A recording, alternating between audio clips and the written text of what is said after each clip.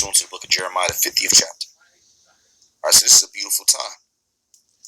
Back in Isaiah 19 and 15, neither shall there be any work for Egypt, which the head or tail, branch or rush may do. That's right, and we're getting closer to that time. Let me go ahead and play this video on that note. 793,000.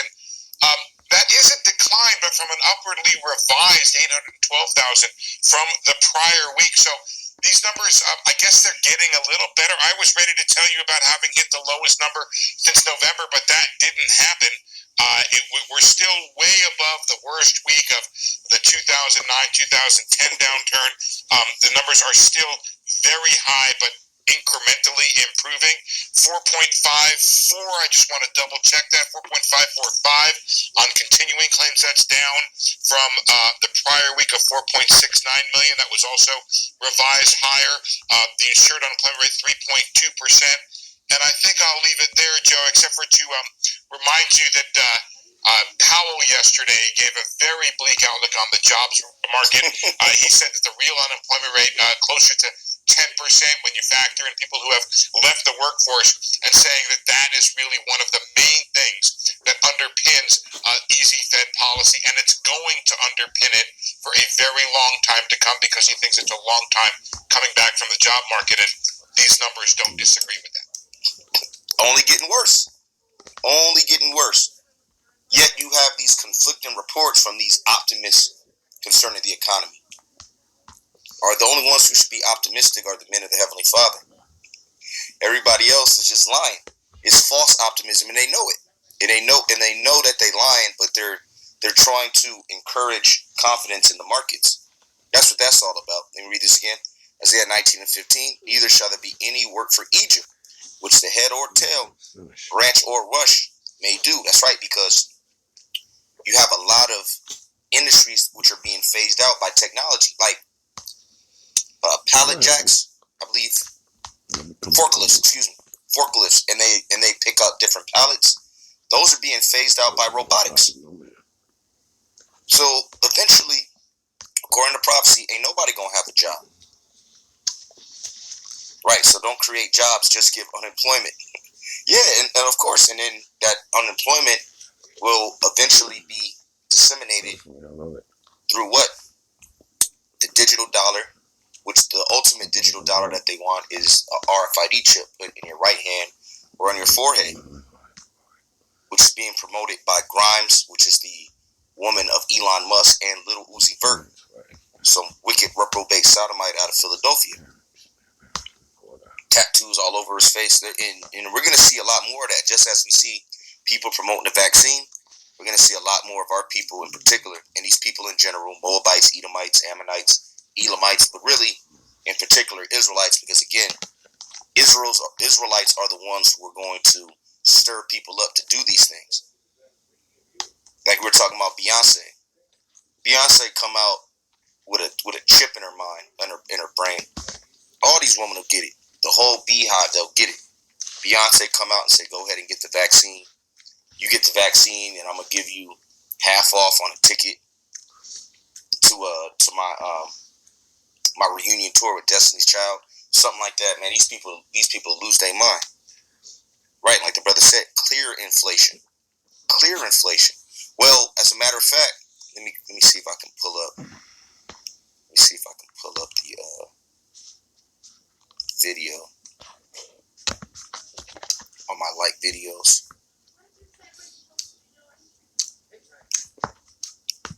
Because I just watched where's that? Yep. And this is an example right here. Because down in LA, everything is going up. So this is a sign of the times. Yet the wages aren't going up. Wages are stagnating, or your wages are actually getting cut. To housing, it seems like everything is costing more these days. And if you've been to the gas station lately, you know what we're talking about. KQL9's Chris Holmstrom reports on how prices during the pandemic are on the rise. If you thought gas prices were going up, You're right. In fact, gas prices have hit pre-pandemic levels. We're seeing this trend across the country. Patrick DeHaan is the head of petroleum analysis for Gas Buddy. He explains why we've seen a sharp rise. Moving forward, gas prices are kind of a leader in economic trends because it signals that the nation is recovering or that the nation is feeling more comfortable.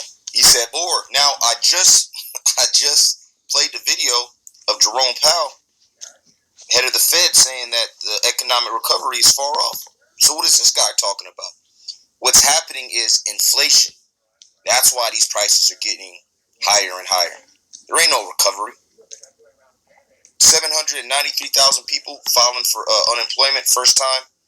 You think that's an improvement? And they're saying that the unemployment is at 10%. It's way higher because 6 million one. Let's do the math. 6 million, then 6 million, almost 7 million 1 week, then another 6 million, then 4 million. All these people filing unemployment. This is for the last 11 months now, because people first started experiencing shutdowns, lockdowns here in Babylon in March, right? Mid to late March. And we're in mid-February now, today being the 11th. So that's 11 months, right? So when you compile all those people that filed for unemployment, it's got to be, just off the top of my head, 50 million. And that's a conservative estimate, 50, 60 million. Now, how many of those people actually went into the workforce? Now, it could be, say it's half of those people. How many of those people are receiving wages at the same rate as before? Meaning they got rehired, right? They got another job. Do you really think that they were making the same amount of money? Come on, man. This is DS. So they're what? They're playing with the numbers, as Mike from RTD was going into. So what's really happening? As the brother said, clear inflation. But this guy doesn't want to say it. But when you put 2 and 2 together, that's why you gotta measure the time. You gotta watch. You gotta be a watchman.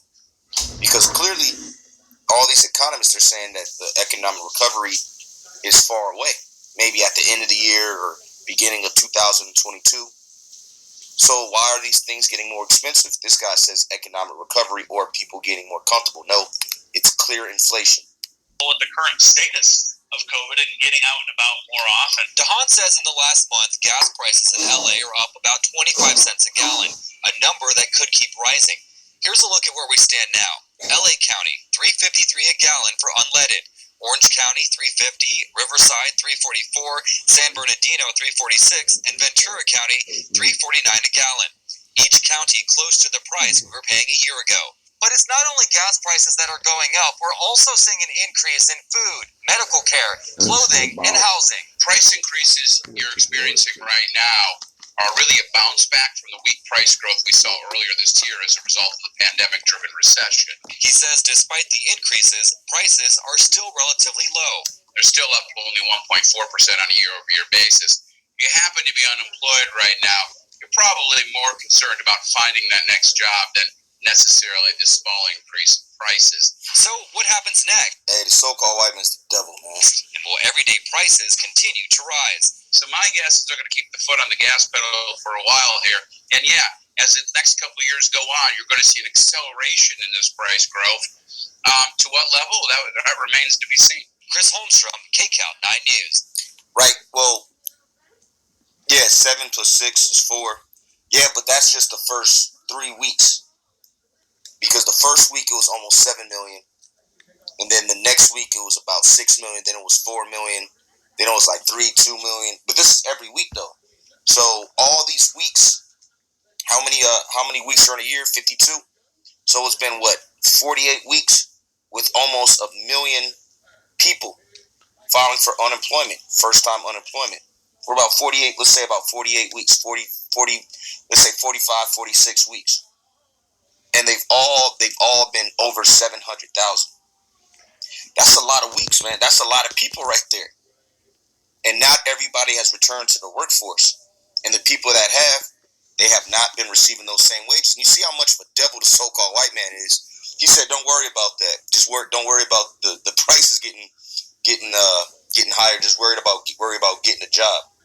See, these people do not give a damn about you, man. Cold as ice, man. Oh, and what's happening right now?